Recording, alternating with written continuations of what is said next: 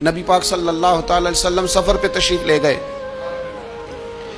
حضور علیہ السلام کی عادت کریمہ تھی، جب سفر پہ جاتے تھے تو سب سے آخر میں ساری تیاری کر کے سامان سمیٹ کے سب سے آخر میں سیدہ فاطمہ الزہرا سے ملتے، پھر سفر شروع ہوتا، اور جب حضور واپس آتے تو سب سے پہلے سیدہ فاطمہ سے ملتے رضی اللہ تعالی۔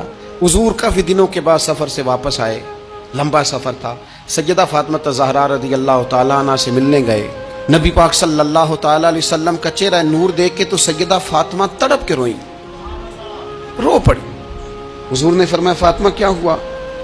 عرض کرنے لگی یا رسول اللہ، تھکاوٹ کے اثرات میں آپ کے چہرے پہ دیکھ رہی، اور حضور کپڑے یوں لگتا ہے بڑے پرانے پہنے ہوئے ہیں آپ نے، حضور اتنی مشقت کیوں کرتے ہیں آپ، اتنی محنت، اتنی جدوجہد؟ حضرت فاطمہ الزہرا فرماتی ہیں حضور نے مجھے تھپکی دی اور فرمایا فاطمہ رو نا۔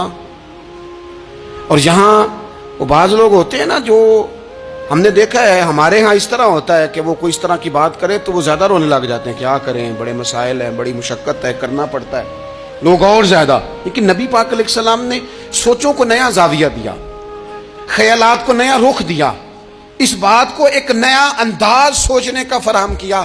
حضور فرمانے لگے فاطمہ رو نا، تیرے باپ کو اللہ نے اعلیٰ مقاصد کے لیے دنیا میں مبعوث فرمایا۔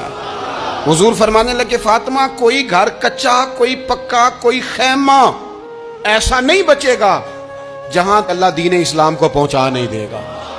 اور فرمایا فاطمہ یاد رکھنا، جس طرح رات چھا جاتی ہے نا، محمد عربی کا دین بھی چھا جائے گا، یہ چھا جائے گا دین، جس طرح رات چھا جاتی ہے یہ دین بھی چھا جائے گا۔ اور پھر دین چھا گیا، جگہ جگہ چھا گیا، یورپ میں بھی اذانیں پڑھی جانے لگی، امریکہ اور افریقہ میں بھی قرآن پڑھا جانے لگا، جگہ جگہ جگہ جگہ رسول اللہ صلی اللہ علیہ وسلم کے دین کی بات ہونے لگی۔